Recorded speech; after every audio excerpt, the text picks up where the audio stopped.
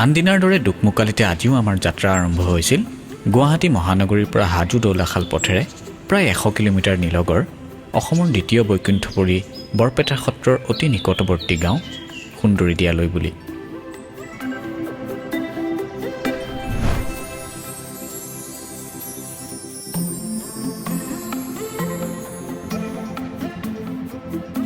নমস্কাৰ, আমাৰ অনুষ্ঠান এই ডে ইন এ ভিলেজলৈ আপোনালোক সকলোকে স্বাগতম জনাইছোঁ। গাঁও বুলি ক'লেই আমাৰ মনলৈ আহে এখনি নিৰ্মল বাতাবৰণৰ ঠাই, য'ত থিয় হ'লে জোৰ পৰি যায় আমাৰ মন প্ৰাণ। আকাশে বতাহে চৰাই চিৰিকটিৰ সুমধুৰ ধ্বনি, ভাহি আহে অহৰহ হৰিনামৰ ধ্বনি।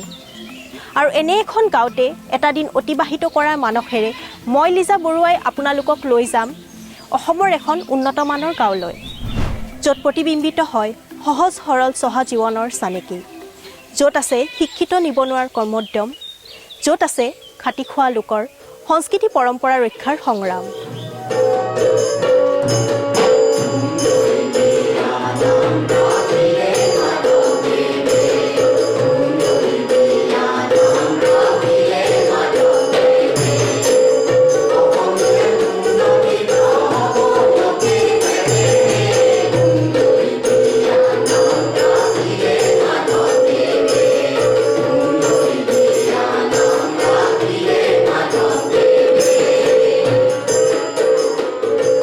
শ্ৰী শ্ৰী মাধৱদেৱৰ পদৰেণুৰে পবিত্ৰ, চৰণধূলিৰে সিক্ত, তাহানিৰ প্ৰকৃতিৰ কহুৱা বননিৰে ভৰা, জিলমিল বালিৰে আবৃত্ত, সুন্দৰ মানে ধুনীয়া দিয়া অৰ্থাৎ বালি চাপৰিয়েই আজিৰ এই সত্ৰ সুন্দৰীদিয়া।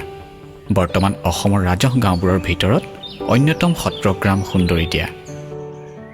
1570 খ্ৰীষ্টাব্দৰ পৰা আজিলৈ প্ৰায় 400 বছৰৰো অধিক কাল এক দীঘলীয়া পৰিক্ৰমা। পৰিৱৰ্তনৰ বাহ মাৰলিয়ে গুৰুজনাৰ আদি সত্ৰখনকো নোচোৱাকৈ থকা নাই, কিন্তু গুৰুজনাই একশৰণ হৰিনাম ধৰ্মৰ যি কাঠামো গঢ়ি থৈ গৈছে, সি গাঁওখনৰ সহজ সৰল জনসাধাৰণৰ বাবে নজহা নপমা আপুৰুগীয়া কল্পবৃক্ষ সদৃশ। আহকচোন এতিয়া আমি সত্ৰগ্ৰাম সুন্দৰীদিয়া সত্ৰ দৰ্শনৰ লগতে অঞ্চলটোৰ লোকসকলৰ লগত কিছু ভাৱ বিনিময় কৰোঁ।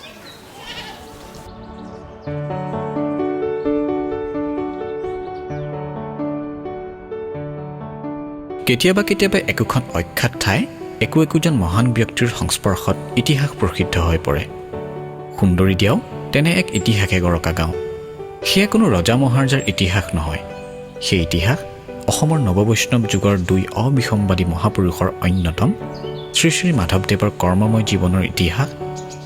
আৰু সুন্দৰীদিয়া এই নামটোৱে যেন এক ইতিহাস। সেই ইতিহাস পুৰাণ প্ৰসিদ্ধ। মহাপুৰুষ মাধৱদেৱৰ 14 বছৰ ছমাহৰ নিবাসৰ স্থান সুন্দৰীদিয়া সত্ৰৰ ইতিহাস এক ঐতিহ্যপূৰ্ণ ইতিহাস। শ্ৰীমন্ত শংকৰদেৱ গুৰুৰ সৈতে ভটিয়নী সোঁতত নাও মেলি বুঢ়া লুইতেৰে বাউসী পৰগনালৈ আহোঁতে এই ঠাইডোখৰৰ সুন্দৰ বালিচাপৰি, কহুৱা বনৰ জিলমিল অপৰূপ প্ৰাকৃতিক শোভাই আন ভকতসকলৰ লগতে মাধৱদেৱকো আকৰ্ষিত কৰিছিল। কিন্তু য'তে সুন্দৰী নাৰী পৰম অনৰ্থকাৰী বুলি শংকৰদেৱে এই ঠাইত থাকিব উত্তম নহি বুলি বাৰণ কৰাত এই ঠাইত খোজ পেলোৱাৰ সম্ভৱ নহ'ল। কিন্তু গুৰুজনাৰ বৈকুণ্ঠ প্ৰয়াণৰ পিছত এই সুন্দৰীদিয়া তেওঁৰ স্পৰ্শত মহিমামণ্ডিত হ'ল। কথাগুৰু চৰিত্ৰৰ 232 পৃষ্ঠাত উল্লেখ থকা মতে গুৰুপত্নী কালিন্দীয়াই পৰম বিশ্বাসেৰে নিৰ্দেশ দিয়াৰ পিছতহে মাধৱদেৱৰ সুন্দৰীদিয়া অভিমুখে যাত্ৰা আৰম্ভ হয়। আৰু এই যাত্ৰাই একশৰণ হৰিনাম ধৰ্ম আৰু অসমৰ কলা সংস্কৃতিৰ কাৰণে যেন এক মহাযাত্ৰা আছিল। সুন্দৰীদিয়াত কিছুদিন থকাৰ পিছত স্থানীয় ভূস্বামী মাধৱ মৰোলৰ লগত হোৱা বন্ধুত্ব সূত্ৰে তেওঁলোকে দান কৰা জমিতে বাসগৃহ সাজি থাকিব লয়। আৰু সেয়াই হ'ল আদিবিধি, য'ত মাধৱ গুৰুৱে আৰম্ভ কৰিছিল একশৰণ নাম ধৰ্মৰ দিক নিৰ্ণায়ক গ্ৰন্থ নামঘোষাৰ। এই আদিবিধিতে আহি মহাপুৰুষ মাধৱদেৱে থিতাপি লৈছিল। এই মাটিডোখৰ আছিল ক্ষীৰা মৰলৰ মাটি। ক্ষীৰা মৰলৰ ল'ৰা মাধৱ মৰল মাধৱদেৱৰ সুখীয়েক আছিল। সেই সূত্ৰে তেওঁলোকৰ মাটিত আহি প্ৰথম থিতাপি লৈছিল। আৰু সুন্দৰীদিয়াত আহি তেখেতে প্ৰথমতে বিষ্ণুপুৰী সন্যাসীয়ে এখন গ্ৰন্থ দিছিল, ভক্তি ৰত্নাৱলী। সেই গ্ৰন্থখন তেওঁ অনুবাদ কৰিছিল প্ৰথম। আদিভিথিত পঢ়িয়ে প্ৰথম গ্ৰন্থখন অনুবাদ কৰিছিল। তাৰপিছত তেওঁ নামঘোষাৰ প্ৰথম শ্লোকটো প্ৰথম পদটো এই আদিভিথিতেই ৰচনা কৰিছিল। মহাপুৰুষীয়া ধৰ্মৰ যিটো প্ৰসাৰ আৰু প্ৰচাৰ সুন্দৰীদিয়া সত্ৰৰ পৰাই কৰা হৈছিল। গতিকে এফালে শাস্ত্ৰ অধ্যয়ন, শাস্ত্ৰসমূহৰ ইয়াত তত্ত্বৰ ব্যাখ্যা কৰা হৈছিল। সেই সময়ত সুন্দৰীদিয়া আছিল এখন সাংস্কৃতিক বিশ্ববিদ্যালয় আৰু সেই বিশ্ববিদ্যালয়ৰ প্ৰথম আচাৰ্য আছিল মহাপুৰুষ মাধৱদেৱ। তেওঁ এই আটাপুৰুষসকলক ইয়াত শিক্ষা দি একোজন গুৰু হিচাপে প্ৰতিষ্ঠিত কৰি শ্ৰীমন্ত শংকৰদেৱৰ একশৰণ হৰিনাম ধৰ্ম প্ৰচাৰৰ কাৰণে বেলেগ বেলেগ ঠাইত সত্ৰ পাতি তেওঁ ইয়াৰ পৰাই প্ৰচাৰ কৰিছিল। মহাপুৰুষ মাধৱদেৱ পুৰুষে এই সুন্দৰীদিয়া সত্ৰতে এই কুলুপীয়া ঘোষা ৰচনা কৰিছিলে আৰু এই কুলুপীয়া ঘোষাই এই সত্ৰতে গাই বাই থকা হৈছে আৰু এই সত্ৰতে আজিলৈ কোনো আমাৰ হানি বিঘ্নি নোহোৱাকৈ সুন্দৰীদিয়া সত্ৰতে যি 14 প্ৰসংগৰ ক্ৰম কৰিছিল, 14 ইন্দ্ৰিয়লৈকে সামঞ্জস্য ৰাখি সেই 14 প্ৰসংগ এই সুন্দৰীদিয়া সত্ৰতে ইয়াতে পৰম্পৰা ৰক্ষা কৰি ইয়াতে কেউলা ভকত সমন্বিতে, সত্ৰাধিকাৰ সমন্বিতে, পূজাৰী ভাগৱতীসকলে লগ হৈ এই 14 প্ৰসংগ সমূহ ভাৱ বান্ধৱ ভকত বৈষ্ণৱৰ লগত গাই বাই থকা হৈছে। মহাপুৰুষ মাধৱদেৱে আৱিষ্কাৰ কৰা এই সুন্দৰ বালিচাপৰিৰ মাটি আছিল অতি সাৰুৱা। শস্যৰ উৎপাদনো আছিল প্ৰচুৰ। পিছে 1879 চনৰ 12 জুনত হোৱা ভূমিকম্পত সুন্দৰীদিয়াৰ গোটেই অঞ্চলটো 8-10 ফুট তললৈ বহি যায়। নতুনকৈ নখান্দা নদীৰ সৃষ্টি হয়। প্ৰবল প্ৰতাপী চাউল খোৱা আৰু মানাহ নদী বাম হৈ যায়। চাৰিওপিনে আতংকৰ সৃষ্টি হয়। খেতিকে একমাত্ৰ সম্বল হিচাপে লোৱা লোকসকলে বিকল্পৰ সন্ধানত চেতেলি ভেদেলি হৈ যায়। তাৰে মাজৰে কিছু লোকে সত্ৰৰ মোহ এৰি যাব নোৱাৰি দ মাটিত বাওধান আদিৰ খেতি কৰিবলৈ লয় আৰু খৰালি দিনত সৰিয়হ, আলু, তিয়ঁহ আদি ৰবি শস্যৰ খেতি কৰি জীৱন নিৰ্বাহ কৰিবলৈ। প্ৰায় 4,000 লোকৰ 559টা বাসগৃহৰে বসতিপূৰ্ণ সুন্দৰীদিয়া গাঁৱৰ মাটিকালি 247.79 হেক্টৰ। সুন্দৰীদিয়া গাঁৱৰ লোকসকলে পূৰ্বতে খেতি বাতি আৰু বেপাৰ বনিজ কৰি জীৱন নিৰ্বাহ কৰিছিল যদিও পিছলৈ শিক্ষা দীক্ষাৰ প্ৰসাৰ হোৱাৰ লগে লগে লোকসকল চাকৰিমুখী হয়। বৰ্তমান প্ৰায় প্ৰতি ঘৰতে এজনকৈ হ'লেও চাকৰিয়াল লোক আছে। শিক্ষাৰ ক্ষেত্ৰতো সুন্দৰীদিয়া গাঁৱৰ আছে এক গৌৰৱোজ্জ্বল ইতিহাস। সুন্দৰীদিয়া গাঁৱত 5খন প্ৰাথমিক বিদ্যালয় আছে আৰু আছে এখন হাইস্কুল। এই বিদ্যালয়খন সম্প্ৰতি উচ্চতৰ মাধ্যমিক বিদ্যালয়লৈ উন্নীত কৰা হৈছে।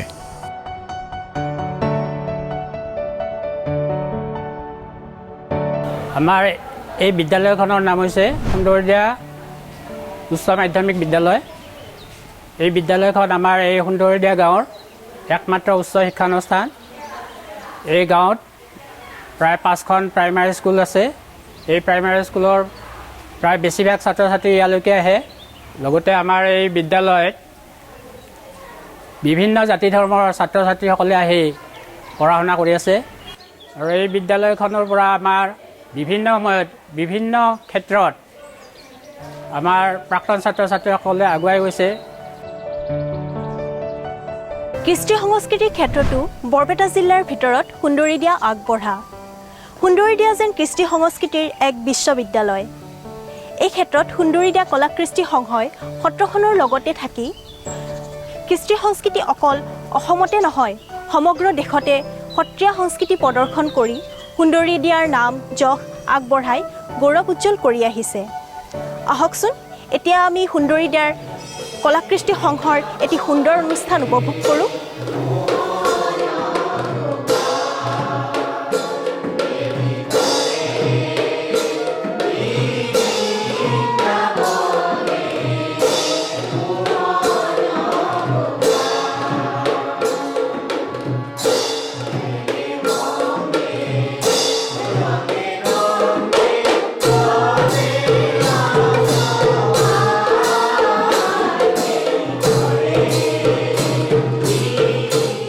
সুন্দৰীদিয়া সত্ৰ গুৰুজনাৰ দিনৰ পৰাই কলা সংস্কৃতিৰ ক্ষেত্ৰত যথেষ্ট আগবঢ়া। গুৰুজনাৰ আশীৰ্বাদ পুষ্ট কাৰণে হয়তো জন্ম হৈছে সুন্দৰীদিয়াত বিশিষ্ট বিশিষ্ট শিল্পীসকলৰ।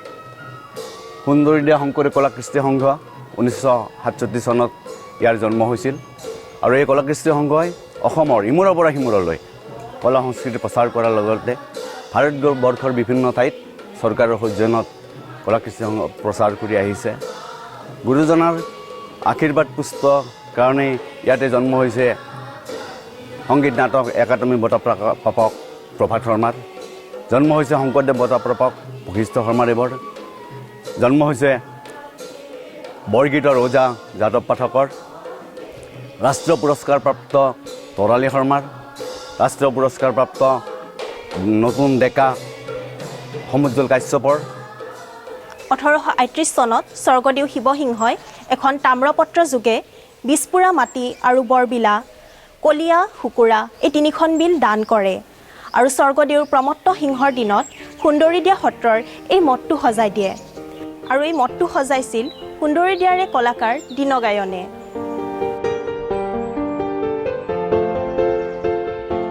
অকল কৃষ্টি সংস্কৃতিৰ ক্ষেত্ৰতে নহয়, সাহিত্যৰ চৰ্চাৰ ক্ষেত্ৰতো সুন্দৰীদিয়াবাসীৰ আছে বিশেষ নাম আৰু এই উদ্দেশ্যেৰে সুন্দৰীদিয়া গাঁৱত গঢ়ি উঠিছে কেইবাটাও পুথিভঁৰাল। সাহিত্য বিষয়ক আলোচনা সভা সমিতিৰ বাবে গঢ়ি তোলা হৈছে সুন্দৰ সুন্দৰীদিয়া শাখা সাহিত্য সভা ভৱন। মহিলাসকলৰ বাবে গঢ়ি তোলা হৈছে সুন্দৰীদিয়া লেখিকা সমাৰোহ সমিতিৰ শাখা। 2016 চনৰ মাৰ্চ মাহৰ 16 তাৰিখ এই দিনটো আমাৰ সুন্দৰীদিয়া লেখিকা সমাৰোহৰ কাৰণে অতি পবিত্ৰ আৰু শুভ দিন, কাৰণ এই দিনটোতেই বৰপেটা লেখিকা সমাৰোহ সমিতিৰ উদ্যোগত সুন্দৰীদিয়া লেখিকা সমাৰোহৰ গঠন হৈছিল। এই দিনটো এইকাৰণে পবিত্ৰ দিন কাৰণ অসমৰ এগৰাকী স্বনামধন্য সংস্কাৰকামী মহিয়সী নাৰীৰ পদ্মশ্ৰী চন্দ্ৰপ্ৰভা শইকীয়ানী বাইদেউৰ পবিত্ৰ স্মৃতি দিৱসত এই অনুষ্ঠানটো গঢ় লৈ উঠিছিল আৰু তেওঁৰ আদৰ্শেৰে অনুপ্ৰাণিত হৈ আমি বৃহত্তৰ সুন্দৰীদিয়া লেখিকা সমাৰোহৰ মহিলাসকলে সাহিত্য চৰ্চা, সাহিত্য সৃষ্টি আৰু কলা সংস্কৃতিক আগুৱাই লৈ যাবৰ বাবে আমি সকলোৱে সংকল্পবদ্ধ হওঁ। 1965 চনত গঠিত সুন্দৰীদিয়া সাহিত্য সভা বৰ্তমান স্বৰ্ণ শাখাৰ ৰূপ লৈছে। এই সাহিত্য সভাৰ জৰিয়তে ভালেকেইজন সাহিত্যিকে যশস্যা লাভ কৰিছে। এই সত্ৰৰে পৰা প্ৰাচ্যতত্ত্ববিদ, পুৰাতত্ত্ববিদ ডক্টৰ প্ৰতাপ চন্দ্ৰ চৌধুৰী, যিয়ে নেকি হস্তি বিদ্যাৰ্ণৱ গ্ৰন্থখন ইংৰাজীৰ পৰা অসমীয়ালৈ অনুবাদ কৰিছিল, ৰামধেনু যুগৰ কবি বীৰেশ্বৰ বৰুৱা, যিয়ে নেকি সাহিত্য একাডেমী বঁটা লাভ কৰিছিল, কিৰণ দাস শিল্পী পেঞ্চন লাভ কৰিছিল, শ্ৰেষ্ঠ নাট্যকাৰ, গোবিন্দ তালুকদাৰ সাহিত্যিক পেঞ্চনাৰ, জনসাহিত্যৰ মধুকৰ শ্ৰীৰামচন্দ্ৰ দাস, মানৱ কন্যাৰ স্ৰষ্টা গণেশ চন্দ্ৰ দাস, তেওঁ মানৱ কন্যা উপন্যাসেৰে আৰু সংবাদ সেয়াৰে এই সত্ৰৰ পৰাই অসমীয়াই সেৱা আগবঢ়াইছিল। গতিকে আজিকোপতি এই সাহিত্য চৰ্চা নৱপ্ৰজন্মই তেওঁলোকৰ হাত ধৰিয়েই অব্যাহত ৰাখিছে আৰু এই সাহিত্য সভাৰ মুখপত্ৰ সুন্দৰ নিয়মীয়াকৈ এতিয়াও প্ৰকাশ পাই আছে। সুন্দৰীদিয়া গাঁৱত লগ পাইছিলোঁ কেইগৰাকীমান শিক্ষিত উদ্যোগী যুৱকক। উচ্চ শিক্ষা লাভ কৰিও চাকৰিৰ আশা ত্যাগ কৰি তেওঁলোকে গোপালনত স্বাৱলম্বী হৈছে। আহকচোন তেওঁলোকৰ সৈতে কিছু মত বিনিময় কৰোঁ। শুনিছোঁ আপোনালোকে উচ্চ শিক্ষা লাভ কৰা সত্ত্বেও গোপালন কৰি জীৱিকা নিৰ্বাহ কৰি আছে, গতিকে জনাবচোন আপোনালোকৰ শিক্ষাৰ লগতে গোপালন কেনেকৈ কৰি স্বাৱলম্বী হৈছে? হয়, আমি সুন্দৰীদিয়াৰ এই উদীয়মান শিক্ষিত যুৱক, আমি গোপালনৰ জৰিয়তে আমি জীৱিকা নিৰ্বাহ অৰ্জন কৰি আছোঁ। আমাৰ আটাইকেইজন শিক্ষিত যুৱক আৰু এই গোপালনৰ জৰিয়তে চাকৰি নাপালে যে চলিব পাৰি, একোটা আমাৰ দৃষ্টান্ত।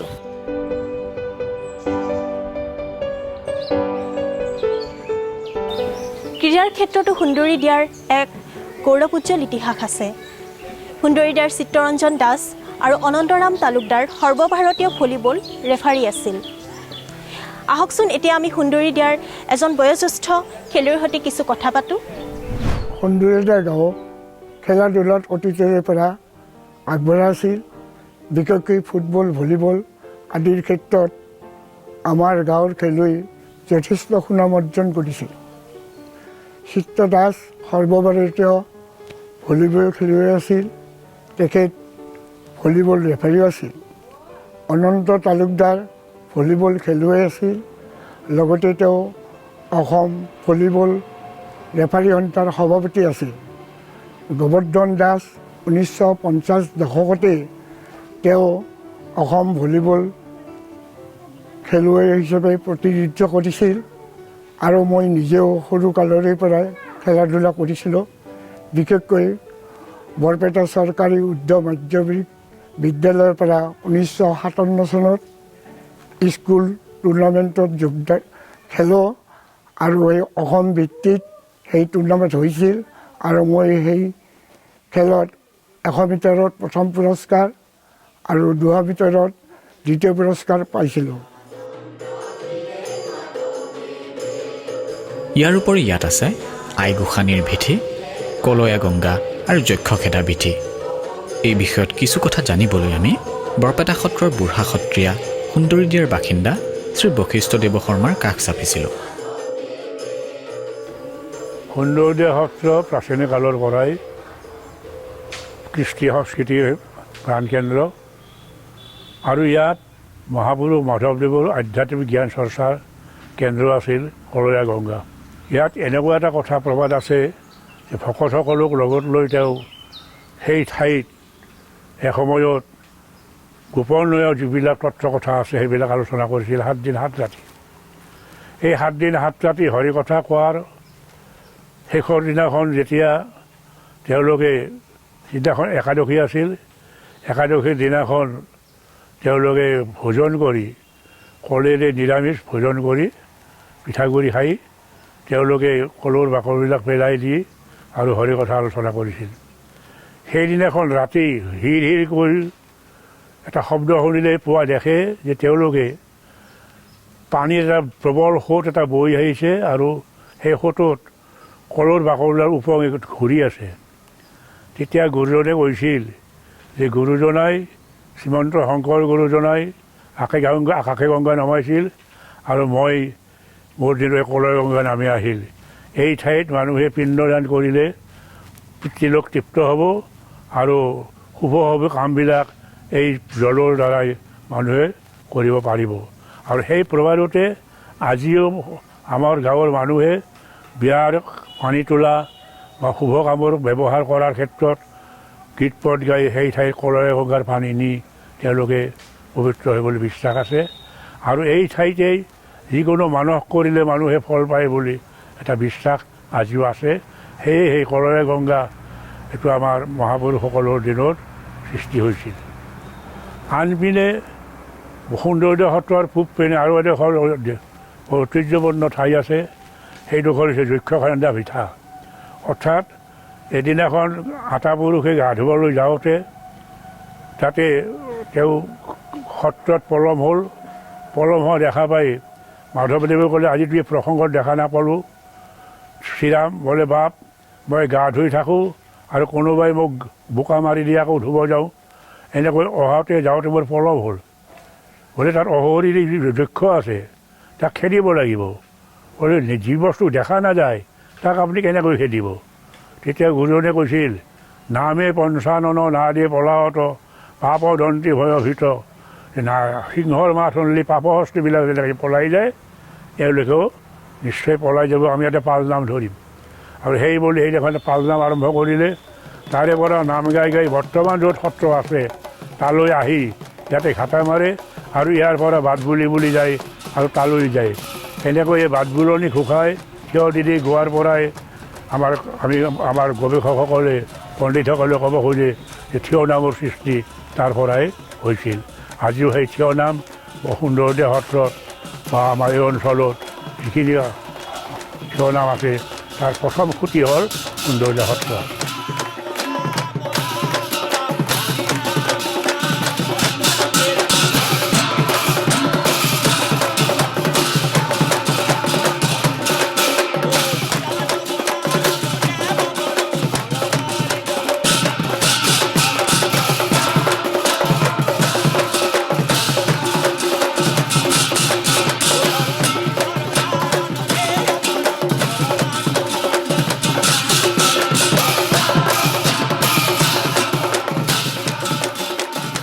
সমাজৰ চাৰিসীমা কাষতে বসবাস কৰা সকলো লোকেই যেন সংস্কৃতিৰ একোজন সাধক। এই ক্ষেত্ৰত সুন্দৰী দিয়াৰ নতুন চাম আগবাঢ়ি গৈছে আৰু জনপ্ৰিয়তা লাভ কৰিছে। তেনে এগৰাকী সু অভিনেত্ৰী হৈছে দেৱযানী গায়ন। আহকচোন তেখেতৰ সৈতে কিছু কথা পাতোঁ। নমস্কাৰ বাইদেউ। নমস্কাৰ। আপুনি কওকচোন অভিনয় জগতত কেনেকৈ আগবাঢ়ি গ'ল? অভিনয় জীৱন আমাৰ সংস্কৃতিৰ পৰাই আৰম্ভ হৈছে। আমাৰ সুন্দৰীদিয়া সত্ৰ সংস্কৃতিবান মহাপুৰুষ মাধৱদেৱ 14 বছৰ ছমাহ নিবাসৰ স্থান। ৰাতিপুৱা 14 প্ৰসংগৰ পৰা সন্ধিয়ালৈকে প্ৰসংগ চলি থাকে আৰু সেই সংস্কৃতিৰ প্ৰভাৱ আমাৰ সুন্দৰীদিয়া সত্ৰত বাস কৰা সকলোৰে গাত পৰিছে আৰু তাৰ পৰাই সকলোবোৰ সংস্কৃতিবান হৈ পৰিছে। আৰু ঠিক তেনেদৰে ময়ো চাগে অভিনয়ৰ প্ৰতি আকৃষ্ট হৈ পৰোঁ। তাৰ পিছৰ পৰা এটা দুটা কৰি আগবাঢ়ি গৈ আছোঁ আৰু তেনেকৈ কৰিলোঁ। আৰু 2015 চনত মই বৰলাকাই শ্বুটিং কৰোঁ। ইয়াৰ মাজত কিন্তু বিভিন্ন ধৰণৰ শ্বুটিং হৈছিল, PPC প্ৰগ্ৰামবিলাকো হৈছিল, গুৱাহাটী দূৰদৰ্শনৰো হৈছিল। আৰু তেনেদৰে চাগে ময়ো অলপ কৰি আগবাঢ়ি যাওঁ আৰু তেনেকৈ আগবাঢ়ি গৈ আছোঁ। আৰু সামগ্ৰিক উন্নয়নৰ ক্ষেত্ৰতো সুন্দৰীদিয়া পিছ পৰি থকা নাই। উন্নয়নমূলক কামবোৰ চোৱা চিতা কৰিবলৈ সুন্দৰীদিয়া গাঁও উন্নয়ন সমিতি আছে। সুন্দৰীদিয়া গাঁও পঞ্চায়তেও এই ক্ষেত্ৰত বিশেষ ভূমিকা গ্ৰহণ কৰে। আমি প্ৰায় 3 বছৰে কাম কৰি আহিছোঁ উন্নয়নৰ কাম। গতিকে আমি যেতিয়া প্ৰথম নিৰ্বাচনৰ পৰা জয় হৈ আমি পঞ্চায়তলৈ আহিলোঁ, তেতিয়াই মই পঞ্চায়তৰ কিছুমান বিশিষ্ট ব্যক্তিক লৈ এখন উপদেষ্টা কমিটি গঠন কৰিছিলোঁ। সেই কমিটিত আমাৰ সত্ৰাধিকাৰ, আমাৰ যিহেতুকে সত্ৰকেন্দ্ৰিক আমাৰ সুন্দৰীদিয়া গাঁওখন সত্ৰকেন্দ্ৰিক গাঁও, গতিকে মই সত্ৰাধিকাৰক মূল কৰিয়ে তেখেতসকলক লৈ এখন উপদেষ্টা কমিটি পাতিছিলোঁ। আৰু তেখেতসকলৰ অনুৰোধ মৰ্মে মই প্ৰথমতে সত্ৰৰ কিছুমান কামৰ উন্নয়নৰ কাম কৰিছোঁ, লগতে ভৱিষ্যতেও কৰিম।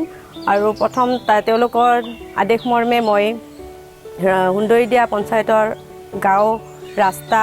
গাঁওখনৰ ৰাস্তা ঘাট বা ঘৰ আৰু জিৰণিচৰা, লগতে আমাৰ শ্মশানৰ কিছুমান জল জীৱনৰো 2টা স্কিম আৰম্ভ হৈছে ইতিমধ্যে, আৰু 2টা হ'ব লগা আছে।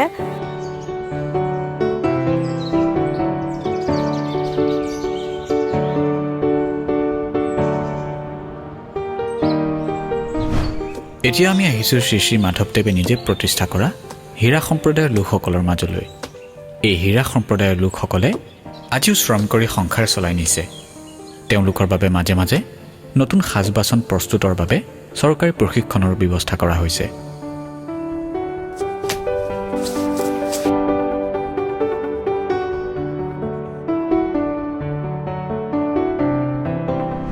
সুন্দৰীদিয়াৰ সুন্দৰ সুন্দৰ কথাবোৰ কৈ থাকিও শেষ কৰিব নোৱাৰি। পিছে সময়ো যে নামানে।